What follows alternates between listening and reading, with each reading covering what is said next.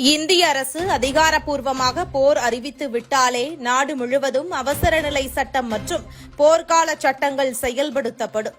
இந்த நிலை நாடாளுமன்றம், மாநில சட்டசபைகள், சட்ட மற்றும் அரசியல் அமைப்பு ஆகிய அனைத்திலும் தற்காலிக மாற்றங்களை உருவாக்கும். எப்படி நடைமுறைப்படுத்தப்படும்? முதன்மை அதிகாரம் மத்திய அரசுக்கு வழங்கப்படும்.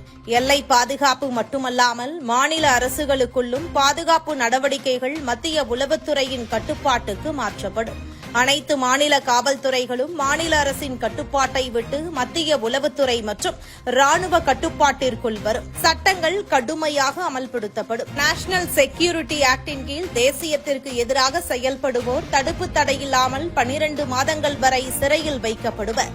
அன்லாஃபுல் ஆக்டிவிட்டீஸ் பிரிவென்ஷன் ஆக்டின்படி போர்க்காலத்தில் அரசுக்கு எதிராக செயல்படுவோர், பேச்சுக்கள், கருத்துக்கள் தெரிவிப்போர், அத்துடன் தொடர்புடையதாக சந்தேகிக்கப்படுபவர்களையும் கைது செய்யலாம். Information technology act section 69A படி இணையம் மற்றும் சமூக வலைதளங்களில் தேச விரோத கருத்துக்கள், பன்முக தாக்கங்கள் பரவுவதை தடுக்கும் விதமாக இணைய சேவைகளை முடக்கம் செய்ய அரசு அதிகாரம் பெற்றிருக்கும். அரசுக்கு எதிராக விமர்சனம் செய்வோர் மீது நடவடிக்கை எடுக்கப்படும்.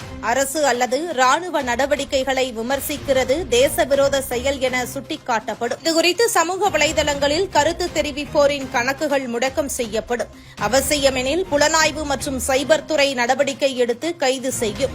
முக்கிய பொது வசதிகள் அரசுக்கு கொடுக்கப்படும். தொழிற்சாலைகள், மருத்துவ வசதிகள், பொது போக்குவரத்து, ஊடகங்கள் ஆகியவை அனைத்தும் தேசிய பாதுகாப்புக்காக அரசால் நேரடி கட்டுப்பாட்டுக்குள் எடுக்கப்படும். நடமாட்ட கட்டுப்பாடுகள் கொண்டுவரப்படும். முக்கிய பகுதிகளில் நடமாட்ட கட்டுப்பாடு என சொல்லக்கூடிய கர்ஃபியூ அமல் செய்யப்படும்.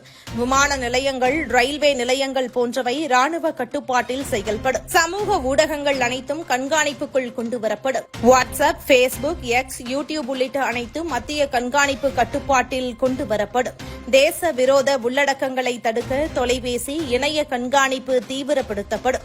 மாநில அரசுகளின் நிலை எவ்வாறாக இருக்கும் என்றால், மாநில முதல்வர்கள் மற்றும் அமைச்சர்கள் மத்திய பாதுகாப்பு அமைச்சகம், உளவுத்துறை உத்தரவுகளை முழுமையாக பின்பற்ற வேண்டும். மாநில சட்டசபைகளில் போர் தொடர்பான விவாதங்களை தடை செய்யப்படும். பிரச்சாரங்கள், பேனர்கள், கூட்டங்களுக்கு தடை விதிக்கப்படும். போருக்கு எதிரான அணி சேர்க்கும் கூட்டங்கள், பேனர்கள், பொதுக்கூட்டங்கள் அனைத்தும் தடை செய்யப்படும். ஊடகத்திற்கு ஒழுங்குமுறை விதிக்கப்படும். நாட்டு பாதுகாப்பு தொடர்பான தகவல்களை அரசு அனுமதியில்லாமல் வெளியிட ஊடகங்களுக்கு தடை விதிக்கப்படும்.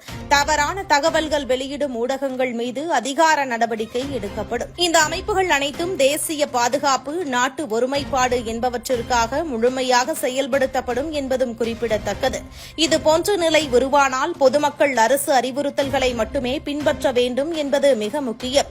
போர் நிலை அறிவித்த அடுத்த நிமிடம் மாநில அரசுகளின் முழுமையான அதிகாரம் அனைத்தும் மத்திய அரசின் கட்டுப்பாட்டிற்குள் சென்றுவிடும். அப்போது இதுநாள் வரை நாட்டிற்கு எதிராக கருத்து தெரிவித்த நபர்களின் பட்டியல் மொத்தமாக சேகரிக்கப்பட்டு சிறையில் அடைக்கப்படுவதும் உறுதி. இதுபோன்ற முக்கிய நிகழ்வுகள், அரசியல் தகவல்களை ஆழமாக மாறுபட்ட கோணத்திலும் அறிந்து கொள்ள மறக்காமல் உங்கள் TNS24 டிஜிட்டல் பக்கத்தை பின்பற்றிக் கொள்ளவும். உங்கள் ஒவ்வொரு ஆதரவும் இதுபோன்ற பல நிகழ்வுகளின் பின்னணியை அறிய உதவும்.